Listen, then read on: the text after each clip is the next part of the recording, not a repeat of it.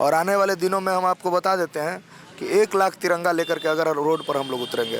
1 लाख तिरंगा लेकर? बिल्कुल, जब तक हमारे मांग नहीं अगर मानेंगे तो हम जरूर उतरेंगे। बच्चों के लिए अनशन पर बैठे हैं, सो आग्रह है कि आप अनशन तोड़ दीजिए। एक सरकार की हठधर्मिता के कारण, एक आयोग के हठधर्मिता के कारण हम किसी व्यक्ति की जान की बाजी नहीं लगा सकते। बीपीएससी का चेयरमैन ऐसे भ्रष्ट अधिकारी को, जिस पे भ्रष्टाचार का आरोप है, उसको बनाया जाना ही सवाल खड़ा करता है बीपीएससी पर और सरकार पर। लेकिन आज तक कोई सरकार का नुमाइंदगी करने हमारे पास कोई भी व्यक्ति नहीं पूछने आया, ये शर्म की बात है।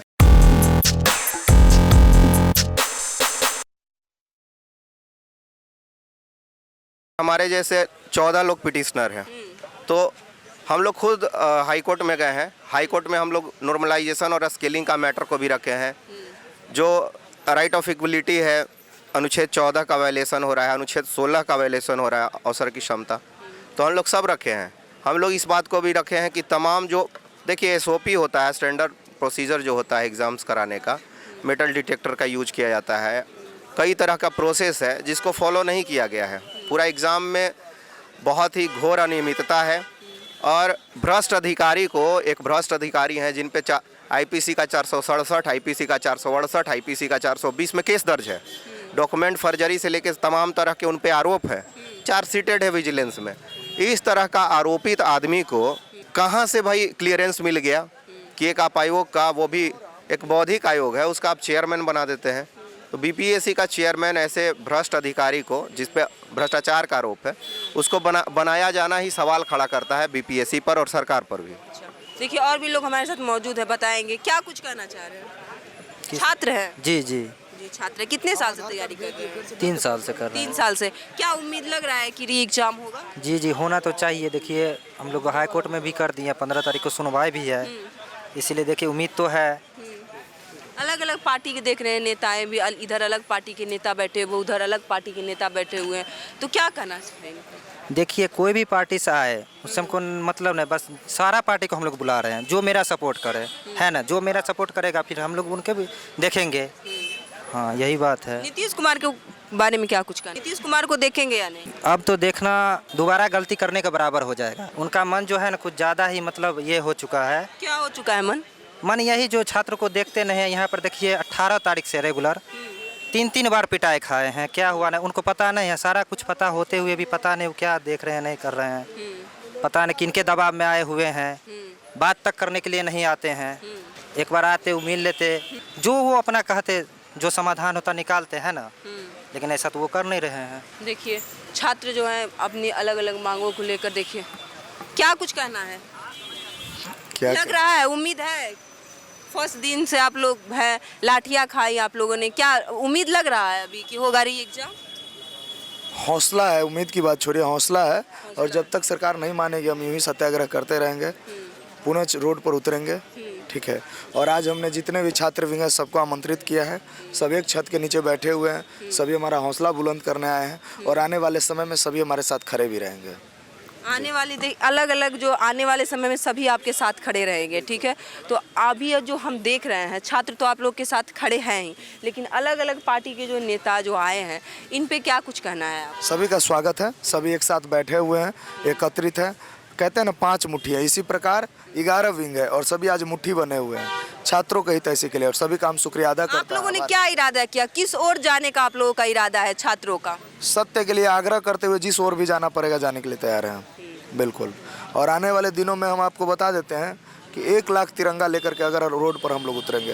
1 लाख तिरंगा लेकर? बिल्कुल, जब तक हमारे मांग नहीं अगर मानेंगे तो हम जरूर उतरेंगे, बिल्कुल उतरेंगे। लाठियों से डर नहीं लग रहा है अब कहाँ मैडम, 2 बार तो तोड़ा गया, 2 बार डिटेन हुए, कहाँ डर लगता है। इनकी पुलिसिया तंत्र से अब डर नहीं लगती है।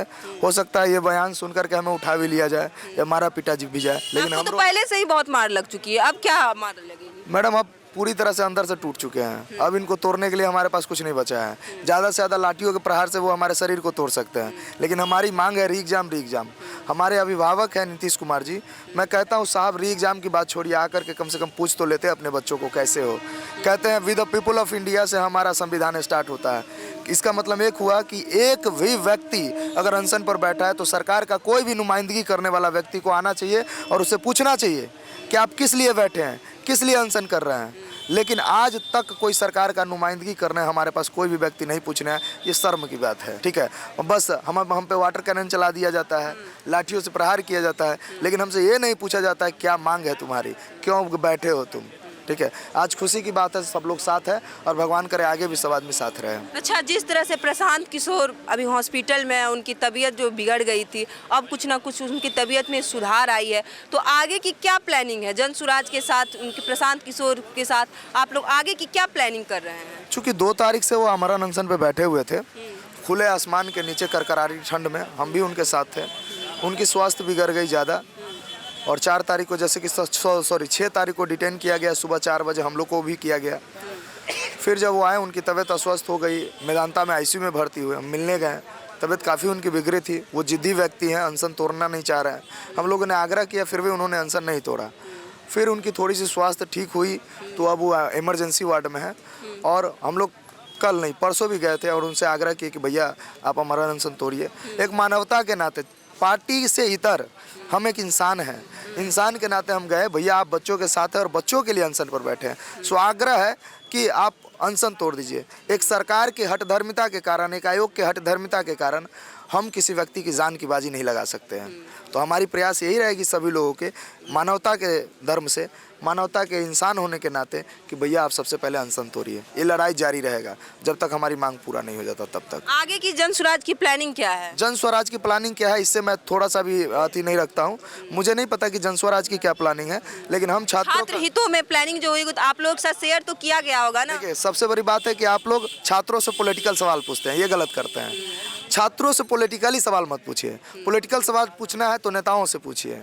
हम छात्र हैं और छात्र हित का सवाल पूछिए। ये छात्र हित की ही सवाल है कि अगर जो पार्टियां आ रही हैं तो आप लोग आगे के बारे में चर्चा तो कर रहे हैं, हमारे लिए क्या कर रहे हैं भाई, या आ रहे हैं फोटो क्लिक करवा के सिर्फ चले जा रहे हैं? नहीं, बिल्कुल नहीं। वही तो मैं कह रहा हूँ, जितने भी यहाँ पर बैठे हुए हैं, चाहे वो INSU के हो, चाहे आयसा के हो, चाहे RIUIA के हो, चाहे छात्र संगठन के जो भी जितने भी, चाहे जन स्वराज छात्र के हो, जो भी बैठे हुए हैं, सबसे बात होने के पश्चात यही हुआ कि छात्र आगे बढ़े, हम उनके साथ हैं। जो भी मांग होगी, मांगों के लेकर के हम छात्र का आवाज उठाएंगे सरकार के मध्य। छात्रों का इस्तेमाल तो नहीं कर रही है ना ये राजनीतिक पार्टियां? नहीं, कोई पार्टियां नहीं छात्रों का इस्तेमाल कर रहा है। वो हमारे अधिकार के लिए आए हुए हैं। अगर छात्रों का हक अधिकार को इस्तेमाल करना होता तो हमारा वो जो है मौन धारण नहीं करते, बैठे नहीं होते, संवेदना व्यक्त नहीं करते, लेकिन छात्रों के हित की बात कर रहे हैं वो। तो कोई भी पार्टी आप लोग समर्थन में, पप्पू यादव हो, तेजस्वी यादव हो, प्रशांत किशोर हो, सबके समर्थन में आप लोग हैं? हम लोग समर्थन में नहीं, वो हमारे समर्थन में है। वो आप लोगों के समर्थन? मैडम, आप पत्रकार हैं, आप सवाल उल्टा पूछ रही हैं। उनकी समर्थन की ज़रूरत हमें है, हमारी समर्थन की ज़रूरत उन्हें नहीं है।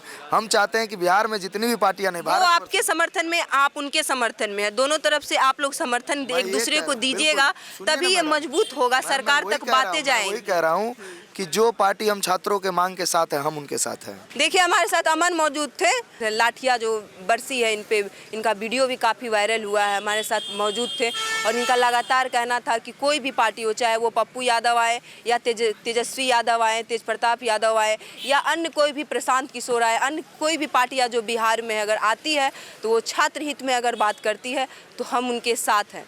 तो ऐसे ही तमाम खबरों के लिए आप बने रहिए निष्कर्ष भारत पे। धन्यवाद।